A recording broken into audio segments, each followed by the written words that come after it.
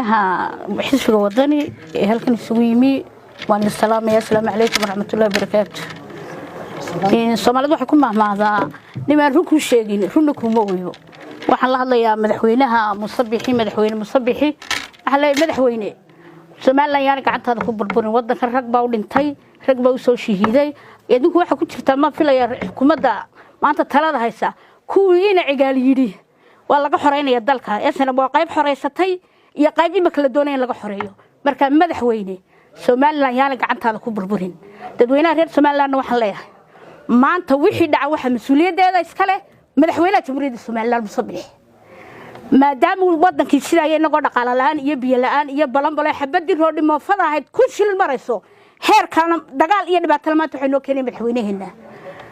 ummadda reer Soomaaliland waxaan kula talinayaa maanta anagu haddaanu nahay xisbiga wadani wixii wadanka ka dhaca mas'uuliyadeeda shaqo ku meelihiin Cabdiraxmaanna waa hogaamiye la doorto hogaamiye ugu xalaalsan waa hogaamiye cadaaladeed waa hogaamiye xaq u dirina waad ogtiin muddadu haystay baarlamaanka wali laba qof ma hirtiin ilaa maalintii dekada berber laga hadlaayay mooyaan marka dadweynaha reer Soomaaliland waxa ka codsanaya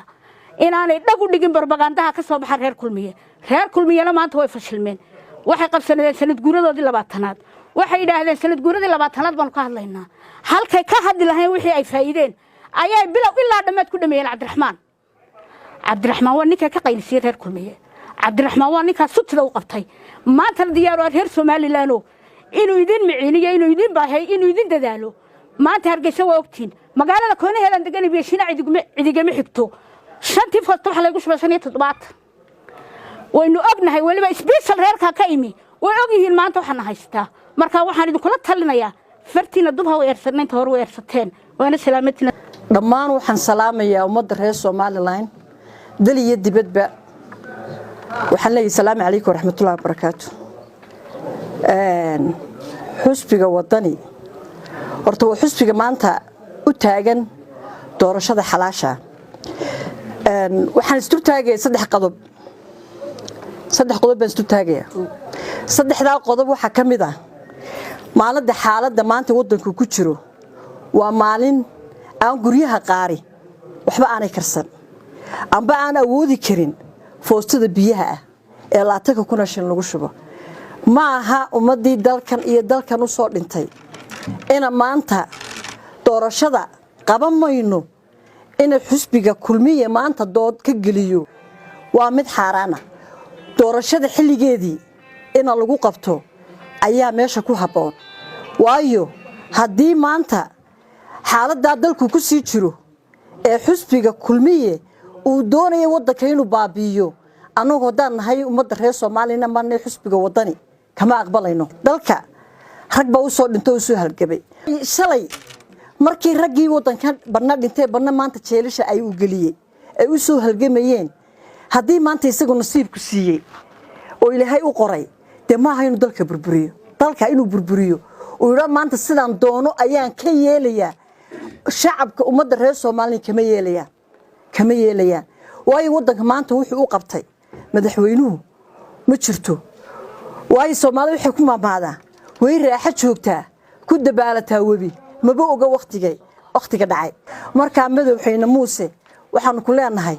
dalka iyo dalkan wixii ka dhaca adaa ka mas'uula waayo maanta adaa kursiga saaran Cabdiraxmaan Cabdilaahi maanta mas'uulka ma aha wadanka wixii ka dhaca Cabdiraxmaan waa nin u taagan doorasho xalaal ah waqtigeedina way taagantay madaxweyne waxaan ku leenahay doorashada xilligeedii qabo oo wadanka dhibaatada iyo dhaawaca iyo dhaamiska adaa ka mas'uula ka daa mid kalena waxaan oranayaa culimada uqaasha maanta tiri anaga kulmiye daafacayna waxba daaficmaysaan nimanka uqaasha sheeganaya maanta shirka beenta qabanaya been u sheegaya Muuse Biixi wax ka soconaya wax laga aqbalayo midna ma aha dalkana ka aqbali maayo waan burburinaya dadkan anaga ka mas'uula hada aad mas'uul ka ahayn saacada laga bilaabo Cabdiraxmaan Cabdilaahi ba ka mas'uul ka madaxweynaha adigana waqtigaaga waa dhamaaday maca salaama waxaan salaamayaa ummadda reer Soomaaliland markastay joogaan min caarad iyo min xaafidada salaanta guud ahaaneed khaasatan waxaan si gaar ah u salaamayaa haweenka xisbiyaasha min caaradka maanta waxaan shirkan jaraa'id u qabanay haddii aan nahay haweenweyne xisbiga wadani inaanu wax ka taataabano xaaladda waddanka ka taagan dadku waxay wada ogsoon yihiin oo cidna loo sheegahayn in waddanku qalalaasa siyaasadeed galay qalalaasa siyaasadeed waddanku uu galay waxa uu horseeda ninkii waddanka loo dhaariyay anigu weligay horta madaxweynena maan odhan maanta ma jeclin aan idhaahdo sababtu tahay madaxweyne ku odhan maayo igamabaad mutaysan oo imabaad hambayninoo 10 sano ka hor halkaan ka soo alamiitay ayaaba tilmaanta dib ugu noqda saasaan markaa madaxweyne kuba odhan doonin waxaan doonayaa 3 qodob isdul taago mid waxaan odhan doonaa Muuse Biixi Cabdi mid kalena waxaan baaq ugu diri doonaa dadka inta samaha jecel reer Soomaaliland ay cuqaashu ugu horeyso ganacsatada ku xigto haweenka laftirkooda ay qayb ka yihiin midda saddexaadna waxaan kula hadli doonaa taageerayaasha xisbiga wadani aan ku horeeyo taan madaxweynaha leeyahay Muuse Biixi Cabdi oo dalkan adiga ka mas'uula 5 sanadood wax yar baa kaaga dhiman wixii aad qabatay wixii aad qastayba waa la isla og yahay maanta laga bari maayo inaad doorashadii qabato waad ku qasbantay marka intii aad tiyo haddana taaf xumaan baa leeydi gacanimo xumaato intii aad qaban leeydi tiyo qasaaro badan oo naf iyo maal balihi u dhacay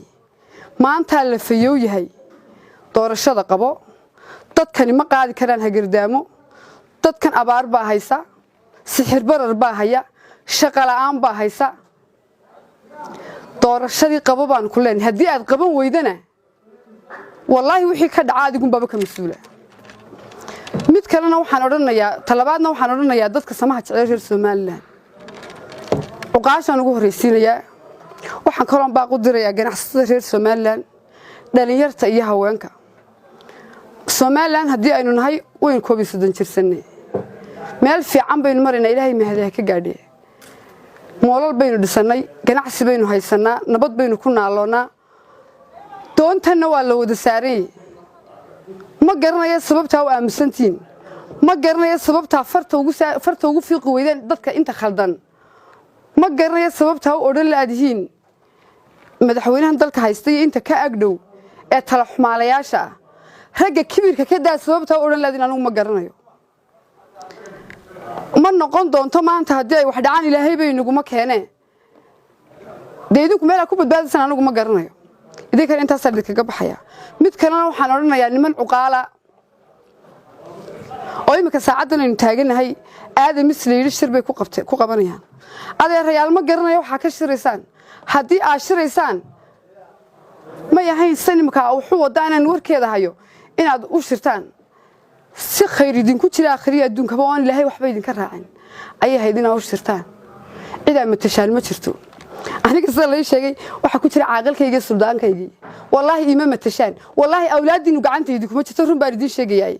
muusana been ha u sheegina dadka kale reer Soomaaliland waxba gafa ka galina cida la xoreyn yaad real waa idinka maxaad haysataan biyo ma haysatid caafimaad ma haysatid waxbarasho ma haysatid intaaba lacag baad ku heshaa lacagtina ma bataalde sababtu tahay inaan kaaga PhD hawa bil amal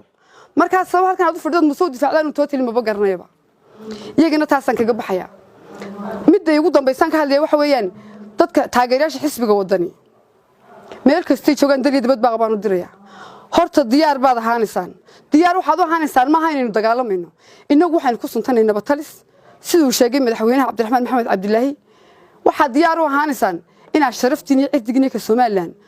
codkiina ku badbaadisaan waxaad kaloo diyaar u ahaanaysaan inaad mudaharaadyo salmiya diyaar u ahaataan idinku aan dhagaxna tuurin shaalina aan sidanin quraadana aan sidanin mid kalena waxaan leeyahay run ahaantii idinkoon xaaladiina aan ognahay idinma qabatay la isku gudkiin dun haysto idinma qabatay in dhagihiin wax xun maqlaan laakiin anagu iyo inaga ahaantoona waxaynu sababnay maaha ninkii wadanka loo dhaariyay baa waxaan sameynaya waana rafadkay rafanaysay waynu guuleysanaynaa dhamaanteen khayrna waa lidin rajaynaa aan waxaan ka yar hadlayaa cadaalad darrada dalka ka jirta iyo sharciga lagu tumanayo gacmaha lagu sito iyo suxufiyiinta la caburinayo dhibaatooyinka dalka ka taagan horta sharci maaha diiniyana maaha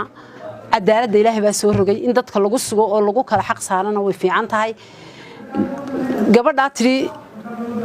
sharcigan sitaayo bahda waxaan nahay waxbarashada ay handana sharci darro ku fadhido bahda